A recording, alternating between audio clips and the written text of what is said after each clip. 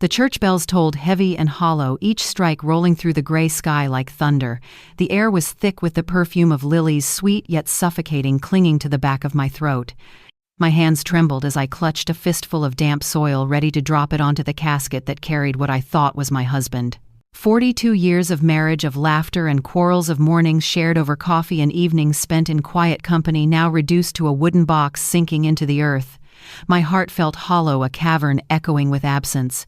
And then in that moment, when grief should have been all-consuming, my purse vibrated. The sound was faint against the murmurs of prayer, but to me it roared louder than the bells. My phone.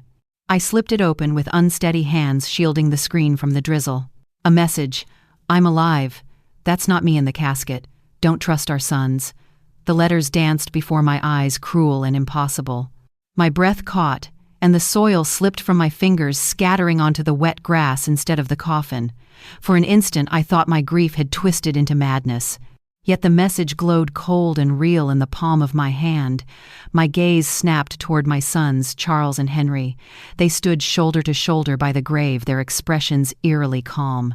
Charles's lips pressed into a thin line, eyes darting at his watch, as though the funeral were just another business meeting. Henry shifted restless, his jaw clenched too tightly for a grieving man. Not a single tear traced their cheeks. I wanted to scream, to demand answers, but the words lodged in my throat. Could Ernest truly be alive? If not, who was cruel enough to send me such a message in this sacred hour? And if it was real, what kind of monsters had my sons become? The bell struck again. Dirt hit the coffin with a hollow thud. I pressed the phone to my chest, its secret burning through me like fire. If you stood at your husband's grave and received a message saying he was alive, would you believe it, or would you think grief had deceived your mind? Share your thoughts with me. I truly want to know. I couldn't breathe. The words on that small screen burned into my mind, alive, not in the casket. Don't trust our sons. My legs threatened to buckle beneath me, but I forced myself to stand. I slipped the phone back into my purse, hiding it as if it were a weapon too dangerous to reveal. I kept my head bowed, letting the pastor's words fade into background noise. My sons embraced me briefly at the end of the service, their arms stiff, their warmth absent. I felt like I was hugging strangers who only wore the masks of my children. As I walked away from the grave, rain soaking into my black dress, memories of a very different time rose unbidden.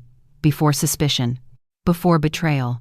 Back when Ernest was not just my husband, but the boy who had once made me believe in love. I was 24 when we first met. It was a Tuesday morning, the sun spilling over the small town of Spring Haven, where life moved as slowly as the old clock in the town square. I wore a faded green dress, my shoes worn thin, and carried a basket of mending for the seamstress down the road. He stepped out of his father's bicycle shop with grease on his hands and a shy smile tugging at his lips. "Good morning, Elisabeth," he said softly, almost as if he was afraid his own voice would break. "Need me to check your bike?" I didn't even own a bicycle, but I found an excuse, any excuse, just to keep hearing his voice. That little moment turned into afternoons beneath the sprawling oak tree in the park, promises whispered under the stars, and finally into a simple wedding where our friends brought more prayers than gifts. We were poor, but we had something money could never buy. Real love. Love that stitched itself into every crack of our leaky roof, into the thin blankets we shared on cold nights, into the laughter we found when all we had for dinner was bread and soup. Do you know what true wealth feels like? It's not gold or diamonds. It's the sound of someone you love humming while they work, the way Ernest used to when he repaired old bicycles. Sometimes I wonder, would you trade that kind of happiness for riches, or would you like me hold on to it with both hands? The first years of marriage tested us, but they also bound us tighter. Our home was a 2-room house with a tin roof that sang each time the rain fell. We would place pots and pans everywhere to catch the leaks, laughing at the clatter of water as if it were our own private orchestra. Ernest worked from sunup to sundown in that little shop repairing bikes until his hands were blackened with grease. I took in sewing jobs, patching dresses, and stitching shirts for the women in town. We earned enough to eat, never more, but somehow enough always felt like plenty when we shared it together. Then came the greatest joy of my life, Charles, my firstborn. When I held him in my arms with Ernest's big brown eyes staring back at me, I thought my heart would burst. 2 years later, Henry arrived just as perfect, with a soft cry that filled our small house with hope. I gave every part of myself to those boys. Nights without sleep, days without rest, every coin and every prayer, all for them. Ernest would take them fishing at the riverbank, show them how to fix broken toys with steady hands, tell them stories before bed while I mended clothes by the firelight. We were a family stitched together with love simple but whole. Looking back now, I wonder, was there a moment when I should have seen the change coming? A word, a glance, a silence that foreshadowed the distance that would one day grow between us? Or was it only time, that slow thief that turned my loving sons into men I could no longer recognize? It is painful to admit, but perhaps love blinded me. Perhaps I wanted so badly to believe in them and the little boys who once clung to my skirts that I ignored the shadows gathering on the horizon. But on that rainy day at Ernest's grave, with my phone pressed against my chest and those cryptic words burning inside me, I understood one truth. The family I thought I had was not the family standing beside me anymore. And as the soil settled over the coffin, I whispered into the silence, "If you are alive, Ernest, please give me strength, because I fear what lies ahead." So tell me, if you were in my shoes, would you cling to the hope that your husband still lived, or would you face the bitter truth that your children might be capable of betrayal? I would love to hear your thoughts, because sometimes even now I still don't know the answer. Years passed, and like the steady river behind our house, time carried my sons farther and farther from me. Charles was the first to change. As a boy, he was ambitious, always asking why we lived so modestly, why we didn't have a car like other families. At the time, I thought it was curiosity, the kind of restless hunger a young man should have. But ambition, when fed by pride, grows teeth. When he turned 18, Ernest offered him a place in the shop the same way his own father had once offered it to him. Charles wrinkled his nose at the grease and the tools. "I don't want to get my hands dirty like you, Dad," he said sharply. "I'm going to be someone important." Those words sank into Ernest like a blade. He didn't show it, but I saw the sadness in his eyes that night as he sat on the porch staring up at the stars. It wasn't just his work Charles had rejected, it was his entire way of life. Henry followed close behind. He was softer, gentler than Charles, but always in his brother's shadow. If Charles walked east, Henry followed. If Charles turned away from us, Henry's footsteps echoed the same distance. They left for the city dressed in crisp shirts and new shoes, while Ernest and I stayed behind in our old house with the leaking roof and the tools that had built our lives. At first I was proud. My boys were rising above poverty, making names for themselves. I told everyone in town that my sons had become businessmen, but pride turned to ache. Visits grew shorter, phone calls clipped. They began arriving in polished cars, wearing tailored suits, speaking in terms I didn't understand: investments, properties, profits. And when they looked at us, I felt something I had never felt before for my children's shame. One evening, Charles said it plainly. "Mom, Dad, you should move somewhere better. This house is falling apart." He was right. The roof sagged, the paint peeled, the years weighed heavy on the walls. But that house was more than wood and nails. It was where we had raised them, where we had shared every meal, every prayer, every memory that made us a family. To them it was just an eyesore. To me it was the map of my life. I turned to Ernest for comfort, and as always he gave me the truth. "Money has changed our boys, Elisabeth. We aren't enough for them anymore." Tell me, what do you think? Can money truly change the hearts of children, or does it only reveal what was always hidden inside? The distance between us widened with every visit. Charles brought Jasmine, his wife, from the city, a woman whose perfume entered the house before she did. She wore red dresses that clashed with our peeling wallpaper and heels that sank into the dirt of our porch. "Nice to meet you," she said, the first time her voice sweet but her fingers barely brushing mine. Her eyes swept through our home as though measuring it against her standards and finding it small, laughable. During dinner she pushed the meatloaf around her plate, taking only polite nibbles. Charles whispered to her, thinking I couldn't hear, "Next time we'll take them out to a restaurant." That night after they left, I sat alone in the kitchen and cried into the dishwater. The food I had prepared with love had not been good enough. My home, my life, my very presence was not good enough. Henry, who once clung to me as a boy, now copied Charles in everything. He too began to suggest changes. "Dad should retire," he said, once speaking with a cold practicality. I had never heard from him before. "At 70, accidents could be dangerous." "Working keeps me alive," Ernest replied firmly. "It gives meaning to my days." But their eyes told another story. They were not concerned about Ernest's safety. They were impatient. They wanted something from us, our house, our savings, our future. Soon Charles arrived with papers in his hand, his fake smile stretched thin. "Mom, Dad," he said, laying them on the kitchen table where he had once eaten cereal as a boy, "this house isn't worth much, maybe $1,000 at best. If you sell it, I can add money and move you to a better place. A retirement community. Comfortable. Safe." The word community struck me like a slap. A retirement home. After 40 years of building this life, raising these sons, we were now a burden to be managed, tucked away out of sight. Ernest's hands trembled as he pushed the papers back. "Son, when your mother and I die, everything will be yours. But while we're alive, the decisions are ours." Henry's voice hardened. "Don't be stubborn, Dad. You can't live in the past forever." I looked at my sons, standing where once they had played with wooden toys, and I realized they no longer saw us as parents. We were obstacles, barriers between them and the wealth they believed was rightfully theirs. It was the first time I wondered if blood alone could hold a family together, or if love could truly survive when children choose greed. And you, if your own children came to you asking for your home, insisting you move into a place for old people, how would you respond? The pressure did not stop. Each visit from my sons felt less like family time and more like a negotiation. They arrived with numbers, appraisals, and offers from real estate agents I had never met, men who spoke to me as if my home were only timber and stone, not the cradle of my life. One evening, Charles leaned across the table, his tie loosened, his eyes glinting with impatience. "Jasmine and I are thinking of having children soon," he said.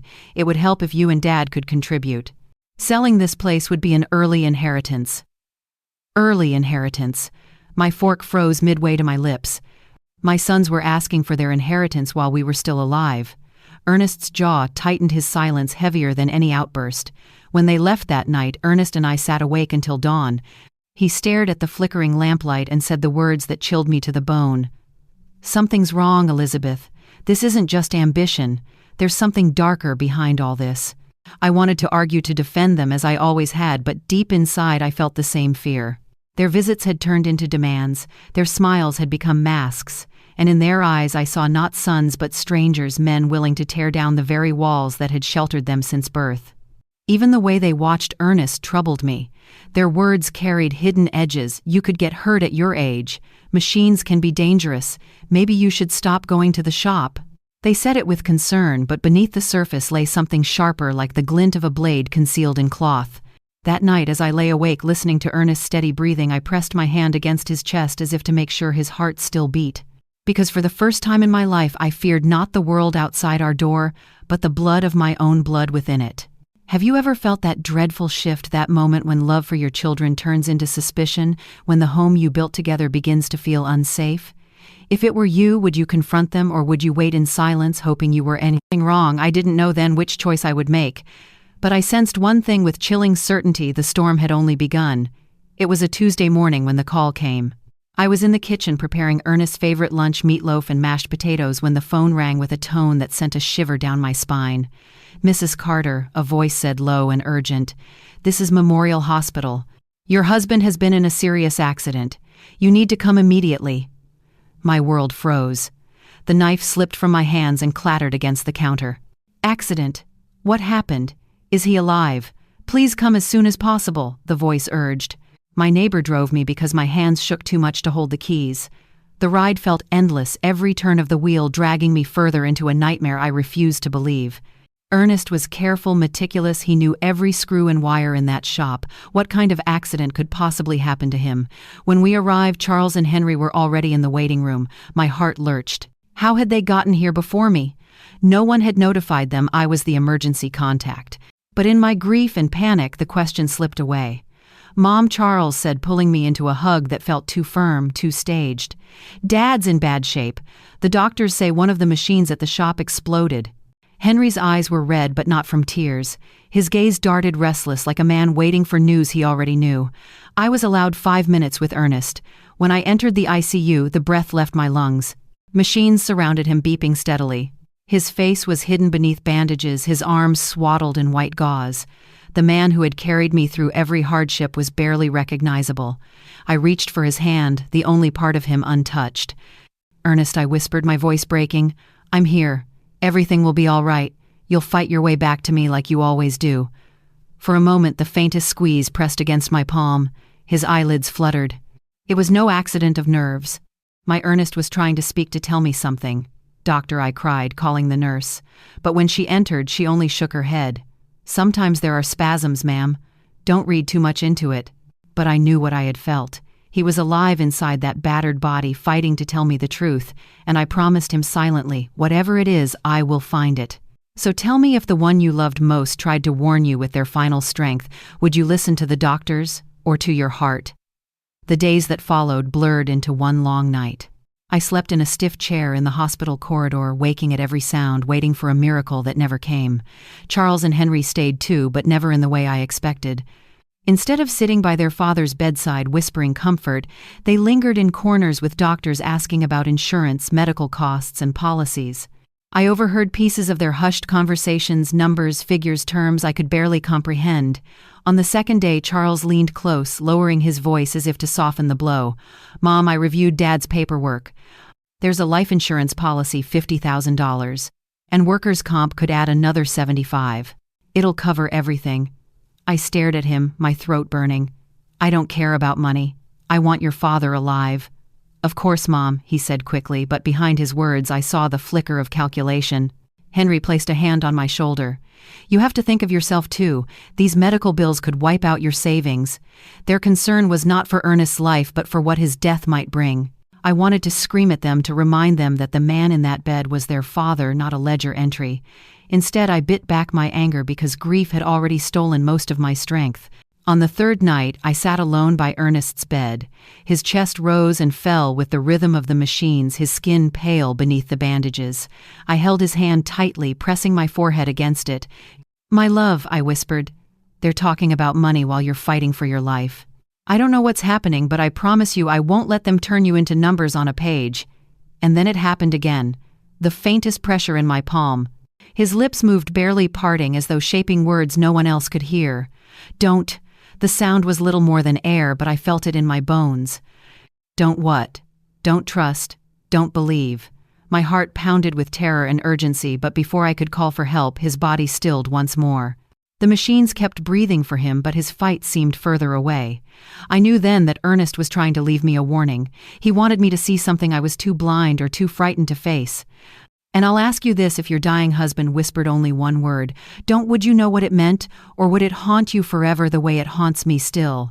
At dawn on the fourth day, the machines shrieked. Nurses rushed past me, their shoes squeaking against the tile floor. I ran after them, heart pounding. "No, no, please," I begged, clutching the doorframe as doctors worked frantically around Ernest's bed. For 40 minutes I watched them fight for him, watched the life of the man I loved slip through their hands.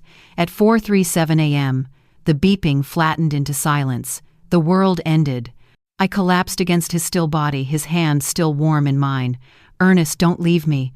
Please, not like this." But grief is merciless. It doesn't listen. It doesn't bargain. Charles and Henry arrived soon after, strangely composed. They carried papers and phone numbers as if they had been waiting for this moment. "Mom," Charles said almost briskly, "we've already spoken to the funeral home." "They can take the body this morning," Henry added, "and the insurance claim is already underway." I turned on them, my voice raw. "Your father is still warm and you're talking about insurance." For a moment something flickered in Henry's eyes, panic, then cold control.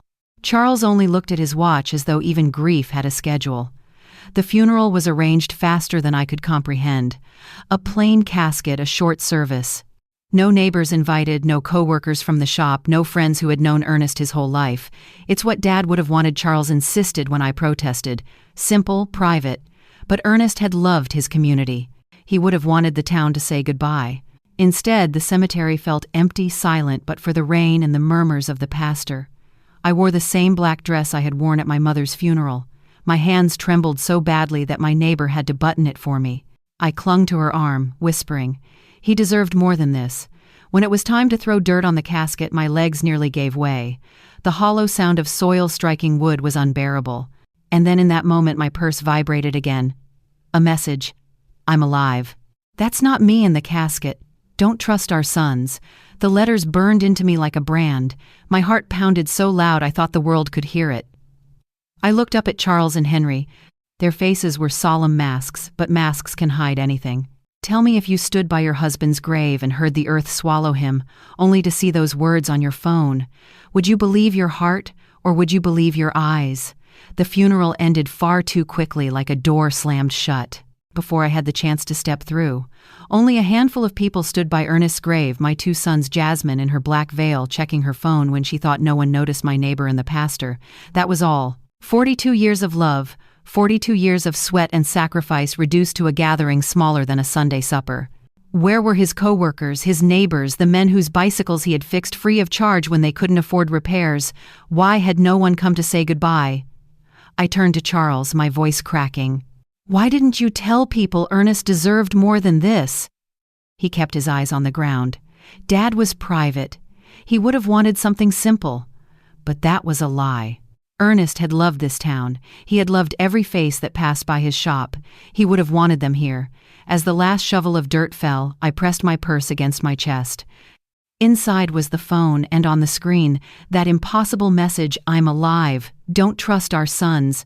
The words burned into me as if written with fire. Charles approached, his tone suddenly soft, too soft. "Mom, are you all right? You look pale." I searched his eyes for sincerity but found only shadows. "I'm fine," I whispered, clutching my purse tighter. "I just need to go home." On the ride back, rain smeared across the car windows like tears I could not shed. I leaned my forehead against the glass, replaying the moments at the grave, the message, the strange emptiness of the funeral. At home, the silence pressed down heavier than the coffin's lid. The house smelled of Ernest coffee grounds still in the tin, his jacket still hanging by the door. I sat at the table, staring at the phone. Could it be true? Could someone be playing a cruel trick? I unlocked the screen. The message stared back at me. Not a dream. Not a figment of grief. Real. "So tell me, if you had just buried your husband and someone whispered through your phone that he still lived, would you cling to that hope, or would you fear it was the beginning of something far darker?" That night I couldn't sleep. The rain hammered the roof like 1,000 unanswered questions. I lit a single lamp and sat at Ernest's old desk, the wood scarred by decades of use. He kept every important paper there, insurance bills, receipts. My fingers trembled as I opened the metal box where he stored them. Inside, I found the life insurance policy Charles had mentioned, but something was wrong. The numbers were too high. Just 6 months earlier, Ernest had quietly increased his coverage from 5,000 to 50. Why hadn't he told me? Ernest never kept secrets from me. And who had convinced him to sign these new papers? I dug deeper, and another document stopped my breath. A workers' compensation policy purchased only 2 months before his so-called accident, $15,000. We had never discussed this. Ernest hated paperwork. He left it to me. So why had he suddenly signed all this without a word? My chest tightened. Had my sons pushed him into it? I leaned back in the chair, clutching the papers. My eyes caught something else, Ernest's handwriting on a scrap of lined paper shoved between folders. His letters firm but hurried. "Charles insists I need more insurance. He says it's for Elisabeth. But something feels wrong. I don't trust his intentions." My blood ran cold. Ernest had known. He had felt their pressure, their hunger. The phone vibrated again. My hands nearly dropped it. Another message. "Check the bank account. See who's been moving money." I didn't even question it this time. Whoever was sending these messages knew too much to be a prankster. The next morning, I walked into the town bank where Ernest and I had kept our savings for 30 years. The manager, Mrs. Thompson, greeted me with watery eyes. "I'm so sorry, Elisabeth. Ernest was a good man." "Thank you," I whispered. "I need to review our accounts." She brought me the statements for the past 6 months. My stomach clenched. There were large withdrawals, 1,000 in January, 3,000 in February, 4 in March. Money I had never touched. "Who authorized these?" I asked. Mrs. Thompson hesitated. "Your husband came in. At least, that's what the receipts say. But now that I think of it, he wasn't alone. I believe Charles accompanied him once or twice. He said Ernest had trouble reading documents without his glasses." I froze. Ernest never struggled to read with his glasses. He never took them off during the day. My hands shook as I folded the statements. My sons had not only pushed Ernest into more insurance, they had begun draining our savings behind my back. "So tell me, if your child stood beside your spouse and guided his hand to papers that would strip you of everything, would you call it care or betrayal?" By the afternoon, I couldn't bear the questions gnawing at me any longer. The messages kept circling in my mind. "Check the shop." So I walked there alone. The air smelled of rain-soaked earth, the kind Ernest always loved after a storm. But as soon as I opened the door to his workshop, my chest tightened. The place was spotless. Too spotless. If a machine had truly exploded, there should have been scorch marks on the walls, twisted metal, broken glass. But the benches were tidy, the tools arranged neatly as if nothing had happened. Not a single burn on the floorboards, no debris, no soot, no sign of chaos. I stood frozen in the middle of the room, the silence pressing down like a weight. My hand brushed across Ernest's workbench, the grain of the wood rough beneath my fingertips. He had spent a lifetime here, careful, methodical, never careless, and yet I was supposed to believe he'd allowed an accident so violent it nearly destroyed him. Something caught my eye in the drawer. I pulled it open and found a folded sheet of paper. My breath caught when I recognized his handwriting again, hurried and uneven. Henry brought papers to sign, says they're for shop repairs. But I don't understand. Why the hurry? I feel watched. The note trembled in my hands.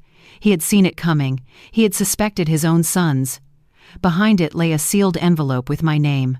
With trembling fingers I tore it open. My dearest Elisabeth, if you are reading this, something has happened to me. I have noticed changes in Charles and Henry. Too much interest in money, too much pressure for insurance. Yesterday Charles told me I should worry about my safety at my age. His words felt like a threat. Don't trust blindly, not even our sons. Protect yourself. I love you always, Ernest. The letter fell from my hands, the words blazing into my soul. My husband had known. He had tried to warn me before death stole his voice. I sank into his chair, the envelope still trembling between my fingers. The shop, the insurance, the withdrawals, the hurried funeral, everything lined up into a single horrifying truth.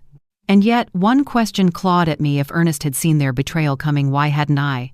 So I'll ask you, have you ever ignored the signs in those you love, only to realize too late what they were capable of? Would you have seen what I was too? Blind to admit. That night, I sat in Ernest's chair at the workshop, the letter trembling in my lap. His words were still burning in my chest. Don't trust blindly, not even our sons. I was still staring at the note when my phone vibrated again. Meet me tomorrow, 3 p.m., at the corner cafe. Back table. Come alone. My breath caught. For days I had been haunted by those messages, unsure if they were a trick of grief or a cruel joke, but now they wanted to meet. The next afternoon I dressed in my deepest purple dress, the one I wore on serious occasions. The streets felt hostile, every shadow watching me, every passerby a possible threat. My sons had accused me of growing paranoid, but now that paranoia kept me alert. The cafe was half full, the hum of conversations blending with the clink of cups. I walked straight to the back table as instructed, my hands clutching my purse so tightly my knuckles turned white. At exactly 3 o'clock a man entered. Tall, gray-haired, his eyes sharp but kind. He carried a worn leather folder under his arm. He walked straight to me. "Mrs. Carter," he asked in a low voice. I nodded, unable to speak. "My name is Steven Callahan. I'm a private investigator. Ernest hired me 3 weeks before his death." My heart jolted. You're the one who sent the messages." "Yes," he said, sliding into the chair opposite me. "Your husband was worried about your sons. He asked me to watch them." "And Mrs. Carter, he was right to worry." He opened the folder and placed a small voice recorder on the table. With a click, Ernest's voice filled the space between us. "Steven, if something happens to me, it won't be an accident. Charles and Henry keep pressuring me to increase the insurance. They say it's to protect Elisabeth, but I can see it benefits them more than her." Hearing his voice was like being pierced by both a knife and a balm. My eyes stung with tears. He had known. He had prepared. Steven let the recording play on. "Henry keeps asking strange questions about my routine, what I eat when I leave the house, if Elisabeth comes with me. He says it's concern, but it feels like something else. I'm afraid, Steven. I'm afraid they're planning something." I pressed my hands over my mouth, fighting back sobs. My Ernest had been terrified, and I hadn't seen it. Steven stopped the tape. His voice was steady. "Your sons weren't just careless, Mrs. Carter. They were planning his death, and I have more proof. So tell me, if you sat at that cafe and heard your husband's voice predicting his own murder by your children, would you find the strength to listen to the rest? Or would you collapse under the weight of the truth?" Steven's hand hovered over the recorder again. His eyes met mine, steady but filled with pity. "This next part will be difficult to hear, but you need to know." He pressed play. At first only static, then a voice cold and businesslike, the voice of my eldest son. No, we can't wait any longer. The old man is getting suspicious. Yesterday he asked why I kept pushing him about the insurance. I already bought the methanol. It looks like a stroke when it works. Perfect cover. My chest seized. Charles, my boy. The recording continued, Henry's voice layering in like a shadow. Then it has to be soon. We can slip it into his morning coffee. He trusts us. He'll drink it without a thought. The cafe walls seemed to close in on me. The air grew heavy, pressing down like stone. I clutched the edge of the table, the words slashing deeper than any knife. My children, the babies I had rocked in my arms, were plotting to poison the man who raised them. Steven clicked pause, his face tight with restrained anger. Do you hear it? They weren't just considering it. They planned it in detail. I shook my head, whispering, No, this can't be real. My boys wouldn't, but the recorder betrayed me. Charles's voice returned sharper, more merciless than before. Once Dad is gone, Mom will be devastated. She won't resist us. We'll put her in a retirement home, take the money, the house. Nobody will question it. People will just think she's grieving herself into madness. The humiliation of those words burned hotter than the grief. To them, I wasn't a mother. I wasn't family. I was a pawn to be moved, a liability to be discarded. I wanted to scream in that cafe, to slam my fists against the table and demand the world listen to what I had just heard. Instead, tears spilled down my cheeks, silent but scalding. Steven's voice cut gently through the storm. Mrs. Carter, I know this is unbearable, but your husband suspected all of this. That's why he hired me, and that's why we must keep fighting for him and for you. I closed my eyes, Ernest's faint whisper echoing in my memory. Don't tell me if you discovered that the children you raised were already plotting your death. Would you have the courage to keep listening? Or would you cover your ears and pretend you never heard Steven slid a photograph from his folder across the table? My hands trembled as I picked it up. It showed Charles, my eldest, leaving a hardware store with a small brown bottle in his hand. He paid in cash, Steven explained, used a false name. But I traced it anyway. Methanol. The same poison the hospital found in Ernest's blood. I pressed the photo against my chest, choking back a sob. My own son had walked into that store like a common criminal and bought the weapon that would end his father's life. There's more, Steven said gently, pulling out a second recorder. This was captured the day before Ernest collapsed. Henry's voice this time colder than I had ever heard it. Everything's ready. Charles will add it to Dad's coffee tomorrow. The symptoms will look like a stroke. By the time the doctors realize it's poison, it'll be too late. My body went cold. I felt as though the cafe floor had vanished beneath me, leaving me falling into darkness. And then came the words that shattered me completely. Charles again, his voice laced with casual cruelty. After Dad's gone, we need to get rid of Mom too. She can't be trusted. We'll make it look like suicide from grief. A widow who couldn't live without him. Nobody will question it, I gasped, nearly dropping the recorder. My sons had not only murdered their father, they were planning my death as well. The humiliation cut deeper than the betrayal. The town would look at me as a weak old woman who gave up on life while they pocketed everything Ernest and I had built. My legacy, my dignity, my very existence reduced to their cover story. Steven leaned forward, his eyes firm. Mrs. Carter, you cannot be silent. Ernest hired me because he knew something was wrong. He wanted to protect you. Now it's time to protect yourself. My hands shook as I wiped my tears, but somewhere deep within me a spark ignited. Ernest's words in his letter returned.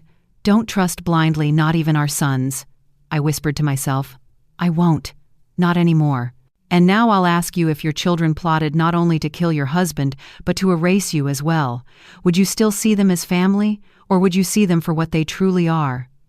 That night I walked home from the cafe with Steven's words echoing in my mind. My sons, my own blood, had poisoned their father and plotted to bury me in a lie of grief. Every step felt heavier than the last, yet with each breath a strange resolve grew inside me. Ernest had trusted Steven to protect me. Now it was my turn to trust Ernest's foresight. The following morning, Steven met me at the police station. The officer on duty was Sergeant O'Connell, a man who had known Ernest since childhood. His lined face softened when he saw me. Mrs. Carter, I'm so sorry for your loss. I nodded, clutching Steven's folder to my chest. Sergeant, it wasn't an accident. My husband was murdered. His brows furrowed, but when Steven laid the evidence on his desk, the audio recordings, the photographs of Charles buying methanol, the bank statements showing suspicious withdrawals, the sergeant's expression turned grave. This is serious, he said slowly. If what you're telling me is true, it isn't just greed. It's premeditated murder." He leaned back in his chair, exhaling sharply. "But we'll need more. The death certificate lists complications from a work accident. We'll have to exhume the body, run a toxicology report." The word exhume made my stomach twist. The thought of disturbing Ernest's rest felt unbearable. Yet I knew it was the only way to prove the truth. "Do whatever you must," I whispered. "I want justice for him." That night, the weight of the coming battle pressed down on me. My sons still believed me blind, grieving easy to manipulate. But I held their secret in my hands now. I had a weapon they never expected: the truth. The day of the exhumation, I stood trembling as men in dark suits worked quietly at the cemetery. Neighbors whispered from a distance, their voices carried by the wind. Humiliation burned my skin, people watching as if I were desecrating Ernest's memory. But then I thought of Charles and Henry standing at this very grave, already planning my own funeral in their heads. No, this was not desecration. This was salvation. The results came back within a week. Lethal levels of methanol, enough to destroy his body from within, enough to confirm every word on Steven's recordings. When Sergeant O'Connell called me into his office, his voice was low but firm. "Mrs. Carter, it's official. Your husband was poisoned. We're issuing arrest warrants for Charles and Henry." My heart clenched, torn between devastation and relief. My sons would face justice, but at what cost to the pieces of my heart still clinging to them? "So tell me, if you discovered undeniable proof that your children murdered the man you loved, would you let the law take them away? Or would you still cling to them as your sons?" The morning of the arrests dawned gray and heavy, as though the sky itself knew the weight of what was about to unfold. I stood at my kitchen window, clutching a teacup I hadn't touched, when I saw the police cars roll down the street, red and blue lights reflecting off the rain-soaked pavement. They stopped in front of Charles's house first. Officers stepped out, their boots splashing in puddles, their voices firm and unyielding. Neighbors peeked through curtains, whispering behind their hands. A moment later, Charles was led out in handcuffs, his expensive suit wrinkled, his face pale. "Mom," he shouted when he saw me standing on my porch across the street. His voice cracked, not with sorrow but with fury. "How could you? I couldn't move. My legs felt like stone, but my eyes held his." For the first time, I saw not my son but the man who had plotted to poison me. The officers pushed him gently into the car, but not before neighbors gasped, their shock cutting through the morning air. Some shook their heads. Others whispered words I couldn't hear. Humiliation settled over me like a shroud, not for myself but for the family name Ernest and I had tried to honor. Then they went for Henry. He tried to run, bolting through his back door, but officers chased him across the yard. Mud splattered his fine shoes, his once proud posture broken as they dragged him back in cuffs. Children on bicycles stopped at the edge of the street, wide-eyed as if watching a scene from a terrible play. Jasmine arrived minutes later, her face painted with exaggerated shock. She cried loudly, too loudly, clutching her pearls as though performing for the audience gathered outside. "This is a mistake," she wailed. "They're good men." But the whispers grew louder. People began recalling the rumors, the way Charles and Henry had rushed the funeral, the way they had spoken more of money than of grief. Truth spreads quickly in a small town, and humiliation spreads even faster. I stood still, my hands shaking, but inside a strange calm rose. For once, it was not me who carried shame. It was them. When the police cars finally pulled away, silence fell over the street. The neighbors' eyes turned to me, some filled with pity, others with respect, and I thought to myself, sometimes humiliation is not a curse but justice itself. "So tell me, if your neighbors saw your children led away in chains, would you bow your head in shame, or would you stand tall, knowing the truth had finally spoken?" The trial came faster than I had expected. News of the arrest spread like wildfire, leaping from doorstep to doorstep, whispered in the grocery line, murmured over church pews. By the end of the week, the entire town knew the story: 2 sons accused of murdering their father for money. At the courthouse, the crowd swelled so large it spilled onto the steps outside. Reporters jostled for space, neighbors craned their necks, strangers who had never spoken Ernest's name now gathered to witness his legacy written in shame. I walked into that courtroom with my back straight, though inside my heart quivered. My black dress brushed the floor, the same one I had worn to Ernest's funeral. But this time it was not for mourning. It was for dignity. When they brought Charles and Henry in the room, gasped. My sons, once so proud in their polished suits, now shuffled in handcuffs, wearing orange prison uniforms. Charles kept his head down, his jaw tight. Henry glanced at the crowd, his eyes darting like a trapped animal. Humiliation washed over them in waves. The town they had once flaunted their wealth before now looked at them with disgust. Mothers pulled their children closer, men shook their heads in disbelief. The prosecutor rose and pressed play on the recordings Steven had collected. Charles's voice filled the courtroom, cold and calculating. "Once Dad is gone, Mom will be devastated. We'll put her in a retirement home, take the money." Gasps erupted. An elderly woman in the back sobbed aloud. Henry's voice followed. "We'll make Mom's death look like suicide from grief. Nobody will question it." The silence that followed was suffocating. All eyes turned to me. I stood, trembling, tears streaking my cheeks, but I did not look away. I faced my sons. For the first time, they could not hide behind their suits, their money, their arrogance. They were exposed, humiliated. In that moment, I realized humiliation is not always cruelty. Sometimes it is justice, the stripping away of false pride until only truth remains. I turned to the jury, my voice steady though my heart broke. "These are my sons by blood," I said. "But the men you hear on these tapes are not the boys I raised. They are strangers who chose greed over love. Ernest deserves justice, and so do I. And I'll ask you, if you had to stand in a courtroom and testify against your own children, would you have the strength to speak, or would silence bury the truth forever?" The trial began on a cold Monday morning. The courthouse overflowed, neighbors, reporters, even strangers filled every bench. People leaned forward with hungry eyes, waiting to hear how two men could betray the father who had given them life. I sat in the front row, Steven at my side. His steady presence kept me from collapsing under the weight of what was to come. My black dress clung to me like armor. Every breath was heavy, every heartbeat a drum, reminding me that I was not only a widow but now the key witness against my own blood. The prosecutor stood first, his voice sharp. "Ladies and gentlemen of the jury, this is not a case of an unfortunate accident. This is premeditated murder committed by two sons against their own father, motivated by greed." He gestured toward Charles and Henry. "My boys." They sat chained, dressed in orange, stripped of all the polish they once wore like armor. Charles's shoulders hunched as though the weight of the world finally pressed on him. Henry stared straight ahead, his jaw tight, his eyes flicking toward me only once, sharp, accusing, as if I were the betrayer. Then the prosecutor pressed play. Charles's voice filled the courtroom. "No, we can't wait any longer. I already bought the methanol. It works perfectly. The symptoms look like a stroke." The air in the room cracked with gasps. People turned toward the defendants, their faces pale with disbelief. Mothers clutched their children, shaking their heads. Henry's voice followed. "Once Dad is gone, Mom will be devastated. We'll put her in a retirement home. Nobody will question it." The humiliation was unbearable. My sons' voices, cold and merciless, echoed through the room, condemning them in front of neighbors who had once admired our family. I lowered my head, tears streaming silently. It wasn't the trial that broke me. It was the sound of their voices, my children who once called me Mommy, with such innocence, now plotting my destruction with businesslike precision. The judge banged his gavel.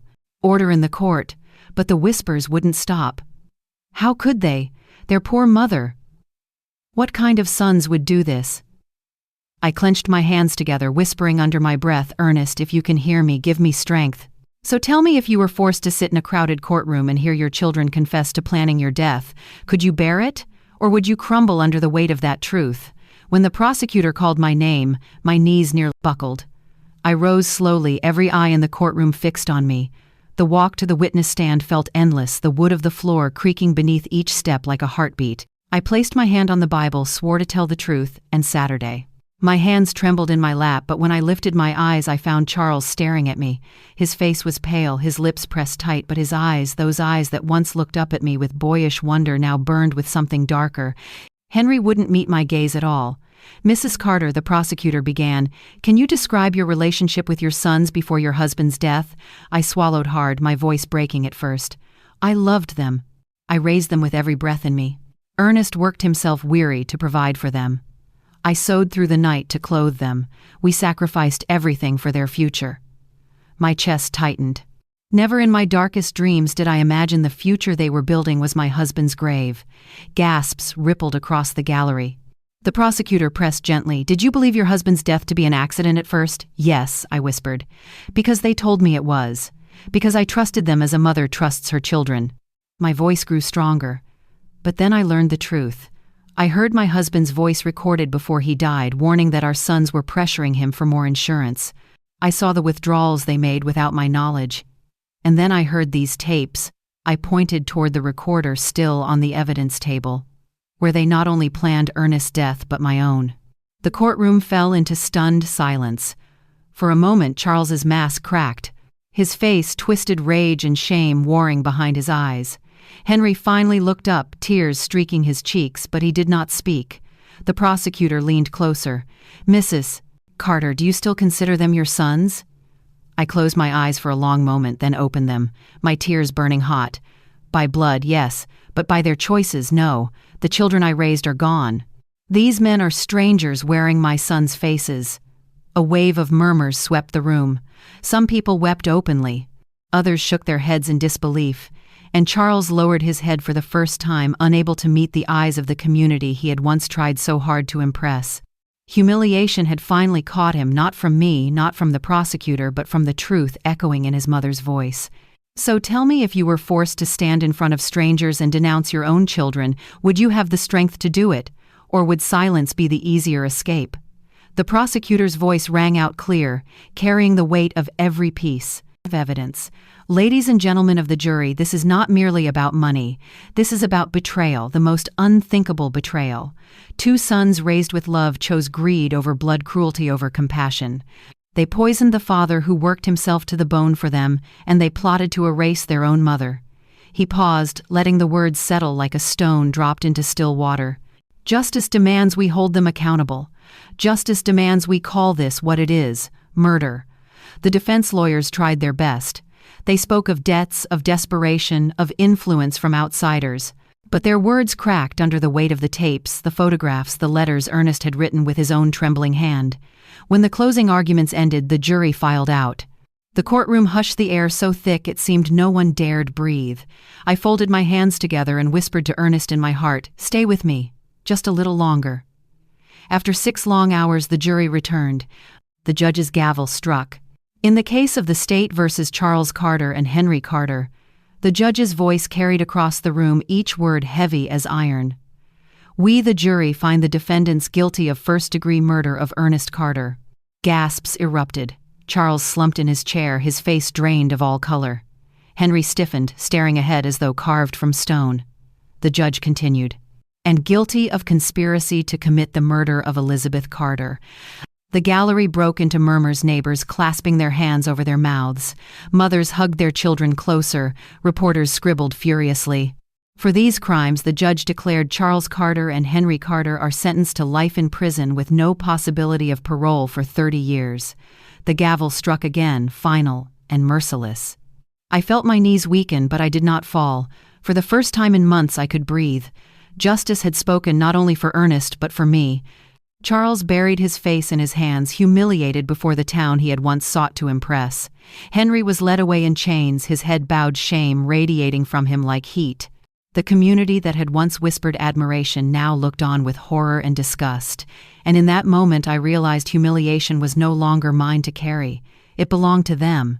"So tell me, if the law stripped away every excuse and the world saw your children for what they had become, would you feel relief? Or would you only feel the ache of what was lost forever?" When the gavel struck for the last time, I thought my heart would shatter into 1,000 shards.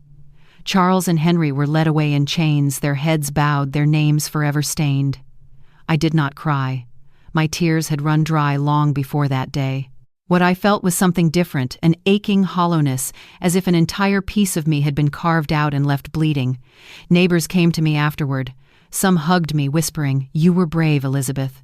Others only shook their heads, unable to comprehend how 2 sons could fall so far.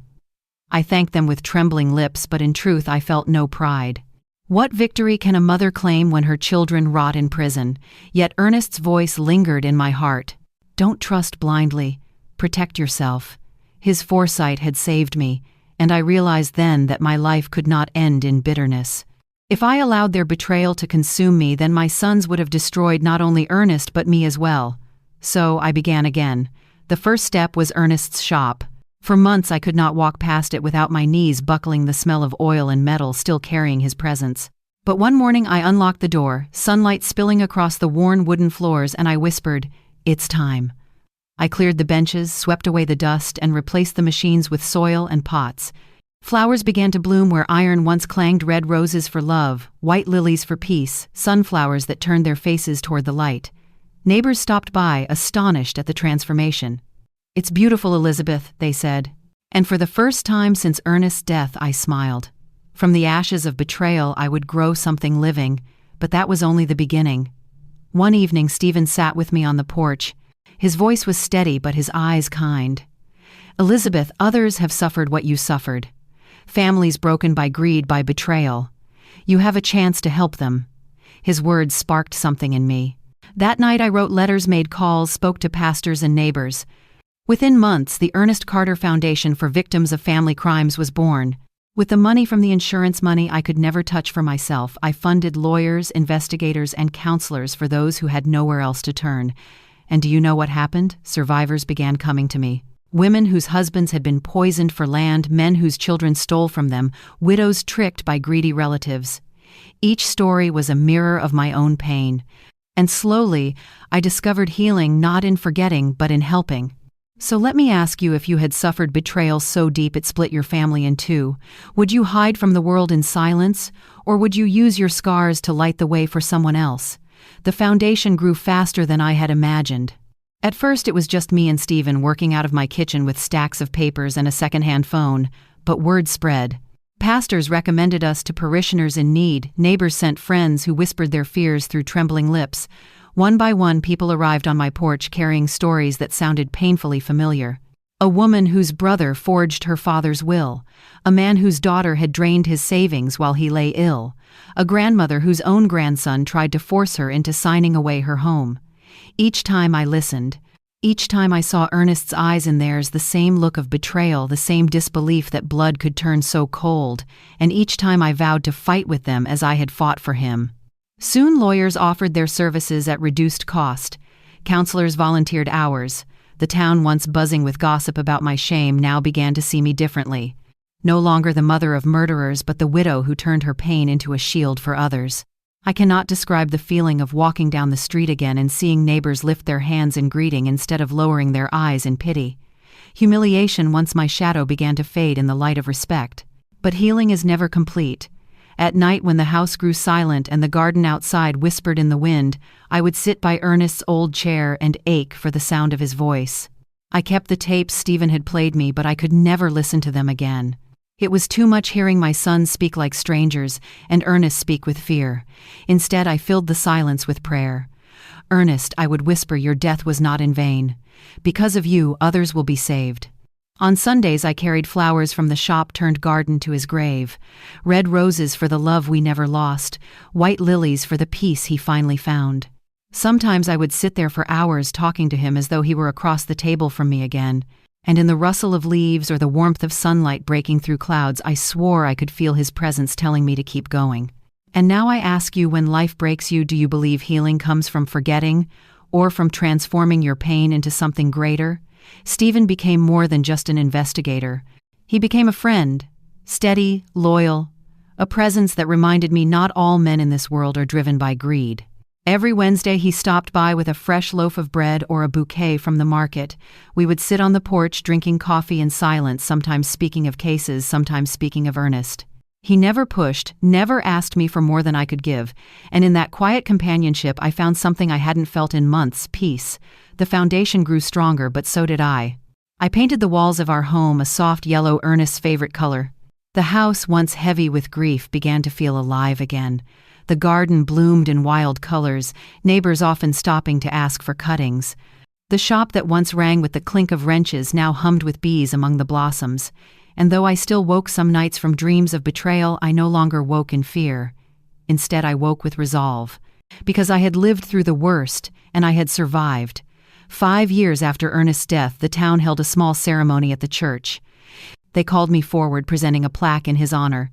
To Ernest Carter, a man of integrity whose life continues to protect others through the courage of his wife. As the congregation stood and clapped, I pressed the plaque to my chest. Tears blurred my vision, but they were not tears of shame anymore. They were tears of honor. Later that evening, sitting in the garden with Steven, I whispered into the breeze, "We did it, Ernest. Your legacy lives." The wind shifted, stirring the roses, and for a moment I swore I heard his laughter, the gentle, steady sound that had carried me through all my years. And now I ask you, if life ever shattered you as it shattered me, would you choose to surrender, or to rise again and build something new from the ruins? I'd love to hear your thoughts. Please share them with me, because your voice matters more than you know.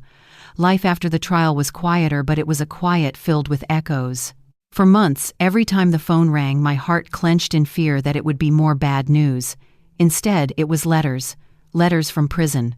The first came from Charles. The envelope was creased, the handwriting hurried as though he had struggled even to form the words. "Mom, I know I don't deserve to call you that anymore, but I need you to know I regret everything. The money, the debts, the greed, they blinded me. Henry and I thought we could fix our problems by sacrificing the man who gave us everything. I see now that we destroyed the only people who ever truly loved us. I'm sorry. I know it means nothing. I just had to say it." I read it 3 times before folding it away into a drawer. Part of me longed to cling to those words, to imagine my son's heart had softened.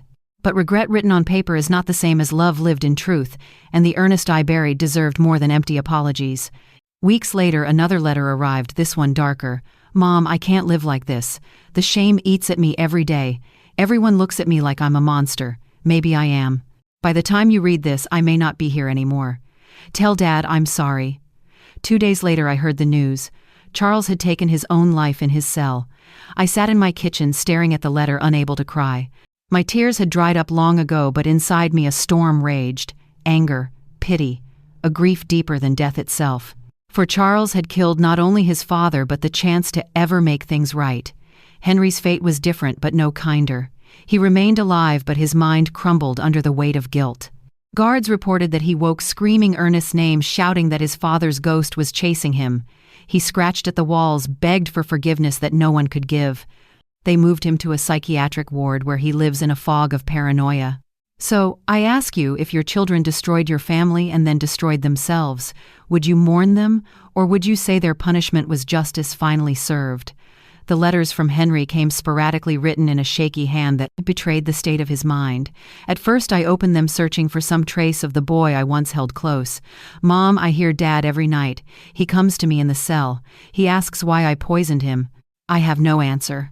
I scream that I was weak, that I followed Charles, but he doesn't believe me. Neither do I. Please forgive me, Mom. Please." The words blurred as I read them, my tears smudging the ink. Forgiveness, was I even capable of it anymore?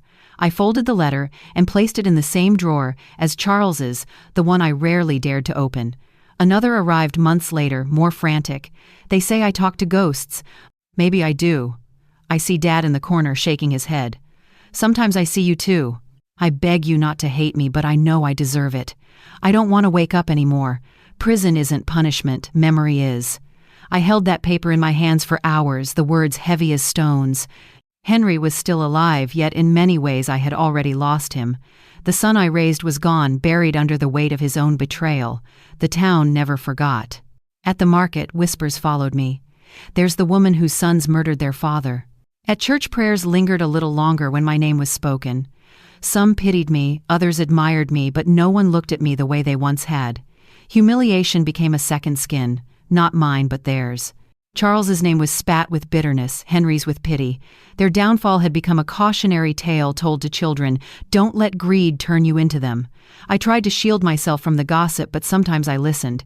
And strangely, instead of anger, I felt something close to acceptance. My sons had chosen their path. The world only mirrored it back to them. Still late at night, the silence pressed in. I would sit at the kitchen table where Ernest once read his paper, and I would wonder, if I opened that drawer of letters again, would I see repentance or only madness scrawled across the page?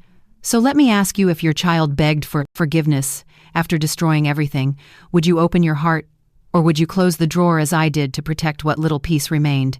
In time, the story of my family became more than gossip. It became legend. Newspapers called it the cruelest crime in our county's history. Pastors preached sermons about greed and betrayal, warning parents and children alike. Do not let money blind your heart, or you will end like the Carter brothers. Neighbors who once avoided me began to seek me out. They no longer looked at me with pity, but with awe. "Elisabeth," they would say, "you are stronger than any of us could have been. You stood against your own blood." But strength is a strange thing. Outwardly I stood tall, inwardly I was still fractured. People saw a widow who turned her pain into purpose, a woman who built a foundation to help others. What they did not see were the nights I sat alone in Ernest's chair, staring at the unopened drawer of letters, fighting the urge to read Henry's apologies again and again. Forgiveness remained a question I could not answer. Could a mother forgive sons who had plotted her death? Could she mourn them as children and condemn them as men? In the same breath, I didn't know. Perhaps I will never know. The community placed me on a pedestal, but I am no saint. I am just a woman who survived what should have destroyed her, and survival, I have learned, is not the same as healing. Still, each Sunday when I lay fresh flowers on Ernest's grave, I feel something like peace. The wind through the trees whispers his voice, reminding me that justice was done, that truth had prevailed, and so I tell myself this: even broken branches can grow again if the root remains strong. Ernest was my root. My sons chose to cut themselves away, but I still stand because he planted his love deep inside me. So I ask you, if the world saw you as a symbol of strength, would you embrace it? Or would you confess, as I do now, that even the strongest hearts still bleed when the lights go out? 5 years have passed since the day I stood by Ernest's grave and felt my phone vibrate with a message that shattered my world. In those years, I have learned that grief does not disappear, it transforms. It becomes part of you, like an old scar that aches when the weather changes. The Ernest Carter Foundation grew far beyond my small town. What began as a desk in my kitchen became an office with volunteers, lawyers, counselors, and investigators who dedicate their lives to helping families torn apart by betrayal. Each week, letters arrive from across the state: sons abandoned by mothers, daughters deceived by fathers, siblings who turned on one another for money. They tell me their stories, and I see my own reflected in every word. Some come seeking justice, others come seeking hope. All of them remind me why Ernest's death cannot be in vain.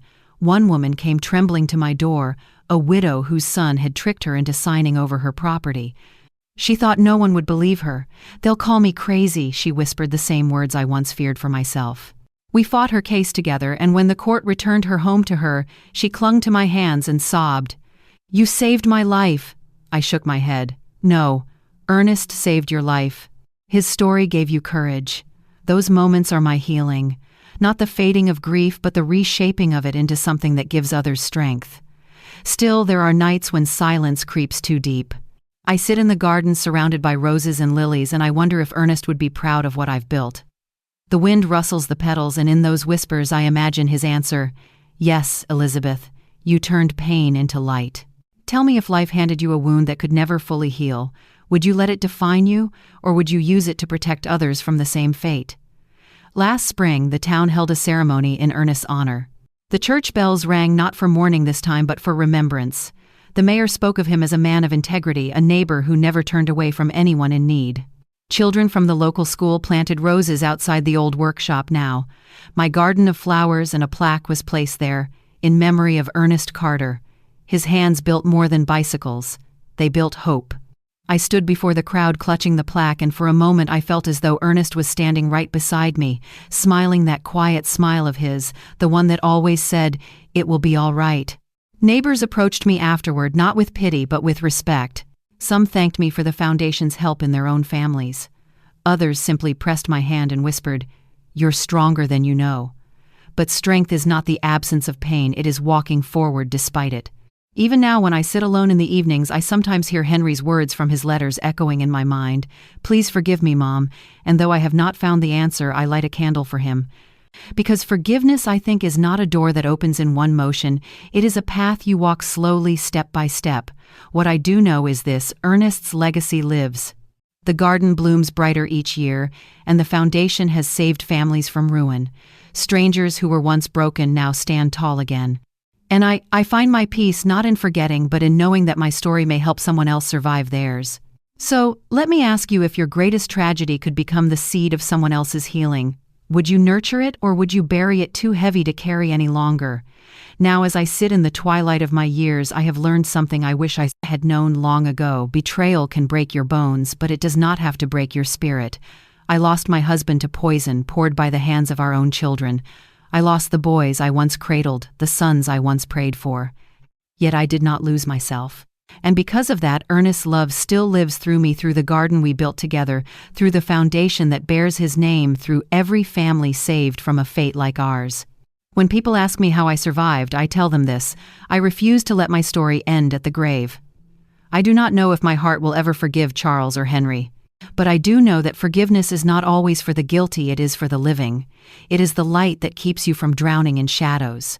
Perhaps one day I will reach that light. Until then, I walk the path. And to you listening to my story tonight, I want you to remember this: families are not defined by blood alone. They are defined by love, by loyalty, by the courage to protect one another when the world grows dark. Never let anyone, child, spouse, or stranger, convince you otherwise.